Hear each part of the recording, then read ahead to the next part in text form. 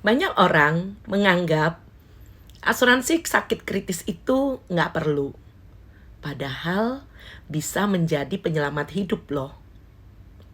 Tahukah kamu, seseorang yang masih muda sekalipun dan menerapkan pola hidup sehat, bisa saja terdeteksi sakit kritis. Dan tidak ada satu orang pun yang bisa menolak ketika hal ini terjadi. Dan kamu perlu tahu bahwa ketika sakit kritis, bukan hanya membutuhkan pengobatan yang mahal-mahal, tapi juga memerlukan proses pengobatan yang lama atau membutuhkan waktu yang panjang. Dan biasanya bukan cuma menguras pikiran, tapi juga menguras isi kantong kita, isi tabungan kita. Kita tidak pernah tahu kapan tubuh kita memutuskan untuk istirahat total. Dan seorang pasien yang mengalami sakit kritis, biasanya dia harus berhenti bekerja dan tentu saja kehilangan penghasilan utama. Pengobatan kanker menurut riset membutuhkan biaya 200 juta sampai 1 miliar tergantung dari level atau stadium dari penyakit kanker tersebut. Kemudian untuk stroke berat, pengobatannya membutuhkan di atas 100 juta, bahkan lebih karena membutuhkan proses waktu pengobatan yang cukup lama beserta dengan semua terapi-terapi yang harus dijalani. 7 dari 10 keluarga yang salah satu anggota keluarganya terkena sakit kritis biasanya mengalami kesulitan keuangan. Bayangkan bila seseorang sebagai pemberi nafkah utama baru berusia 40-an sudah terkena sakit kritis.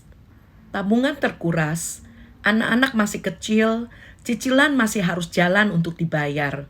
Disitulah asuransi kondisi kritis atau sakit kritis bisa memberikan sejumlah dana tunai yang lumayan besar untuk kamu masih bisa terus melanjutkan hidup, bahkan membayar cicilan dan membiayai sekolah anak-anakmu.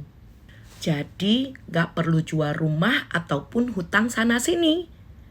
Punya asuransi bukan berarti kita berharap untuk terkena musibah atau pesimis. Tetapi ketika kita memiliki backup asuransi sakit kritis, sewaktu-waktu di saat dibutuhkan, maka ada backup atau ban cadangan sehingga keluargamu tidak perlu mengalami yang namanya kebangkrutan. Tentu saja kita semua kepengen tetap punya kendali atas hidup kita bersama, sekalipun saat hal-hal yang tidak terduga terjadi. Mari kita sama-sama bertanya sama diri sendiri, bila hari ini salah satu dari anggota keluarga harus mengalami sakit kritis dan membutuhkan uang ratusan juta untuk berobat, apakah kita sudah siap?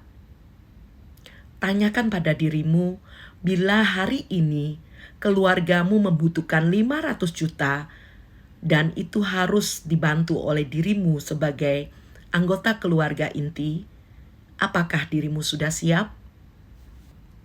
Kalau kamu sudah siap secara keuangan, gak apa-apa kamu gak harus punya asuransi sakit kritis. Tapi kalau kamu belum siap secara keuangan, bukankah lebih aman kalau kamu punya asuransi sakit kritis?